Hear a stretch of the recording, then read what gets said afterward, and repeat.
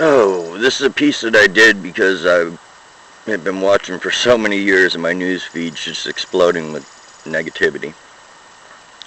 Um, Especially with all the race baiting and stuff, which is just another way of saying, here, let me post something that supports my stereotypes, and let's hope I get a response. This is called Racism is Alive and Well in America. Before I get going, I need to tell you some facts about myself that I hope will give you an understanding of my upbringing, where I come from, and how my experiences helped to develop me into the person that I've become. I was born in the South in 1969, Columbus, Georgia to be more precise. A great deal of my family members live in the South, and I claim my connection to the South. I also have a lot of family that lives in the North, so I also claim my connection to the North. My father's military career brought us to Massachusetts when I was very young, and the greatest portion of my early education is tied to that state. In the 1970s, when I was just beginning school, racial tensions were extremely high, and busing was the latest and greatest new idea. Children were bused to the different schools in the area, and I was one of those children. I remember that along the routes, there were people who were not particularly fond of this new concept.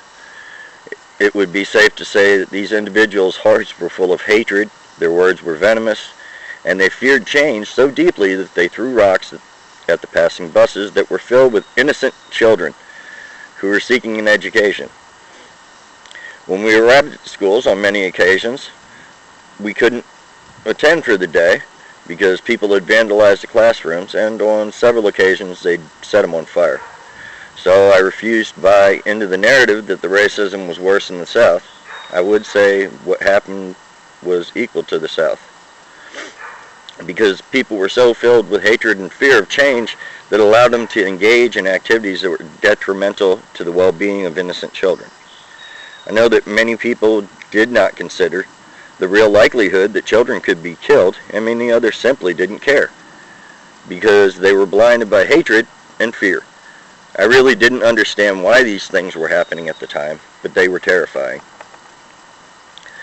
I will tell you that I come from a household where racism existed as surely as violence existed. I remember my father getting into a conflict with his commander at a Christmas open house.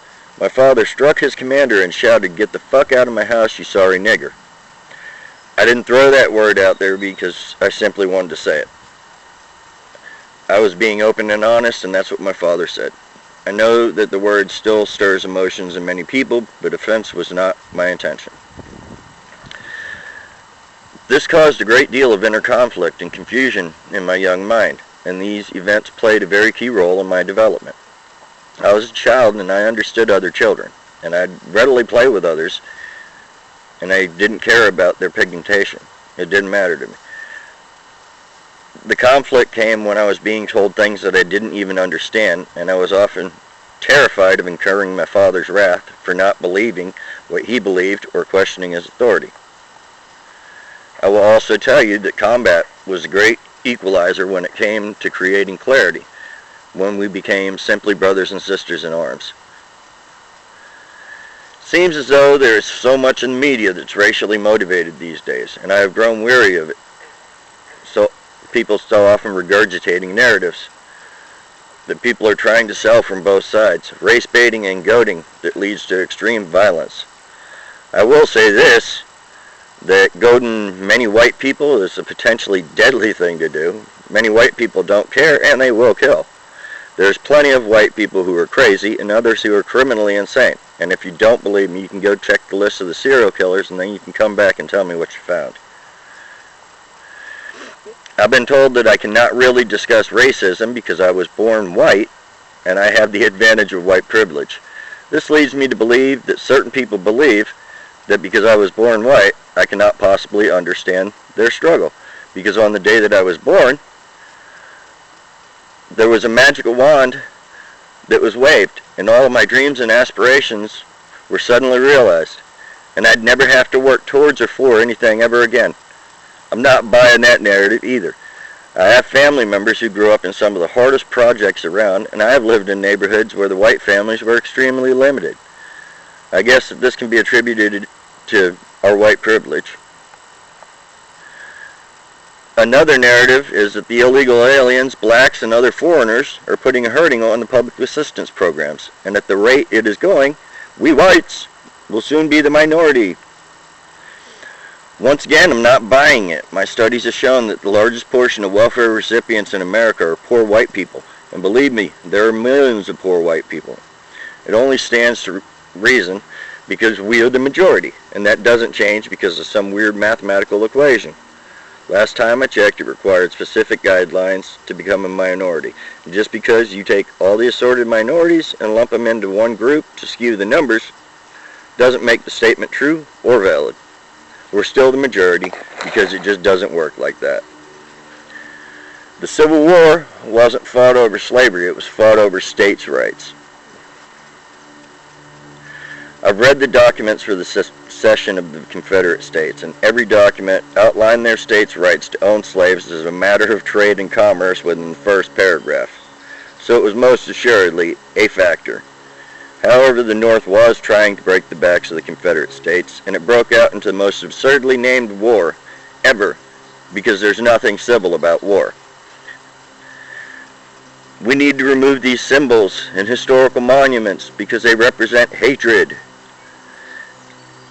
That statement represents hatred and a lack of understanding. At what point did we become the ancient Egyptians? Has it really come to this?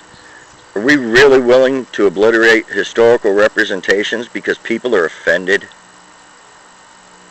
You're offended? Cool, those are your emotions. Own them and stop projecting your negativity. I could go on and on, but nothing will change, and there will always be racism as long as there are those who cannot advance their thinking past the slavery years and the Civil War and the loss of the said war by the Confederacy. It was horrific the first time, yet people want to relive it over and over again. Too many people have a victim mentality, and many cry for reparations. At what point do we stop wearing the mark of our forefathers and our fathers? How are those supposed reparations to be paid? In blood? Blood is spilled regularly, and the only thing it accomplishes is added hatred and separation. The true reality is that we are no more than a few button pushes away from oblivion, and we will have no one to blame but ourselves, because those animals didn't invent the weapons of mass destruction. And in the end, we're either going to come together, or we're going to perish together. People speak of a race war. The only race war I can get behind is a peaceful war of the human race. We only call it a war because we really like war. A time when we engage in peaceful conversation where we seek a better understanding of one another. A time when we place less focus on the things that make us different and more on the commonalities that we share. If you seek positive change, do some soul searching. Change begins one heart and one mind at a time. Become the change you want to see. Unless, of course, the change is violent. If you're not part of the solution, then you're part of the problem. And contrary to popular belief, not talking about the issues doesn't make the issues go away. It just simply transforms them into the issues that we don't talk about. It's kind of like that one special family member that you put in the basement so the rest of the world doesn't see them. They're still there. Y'all just don't talk about them. And that's it.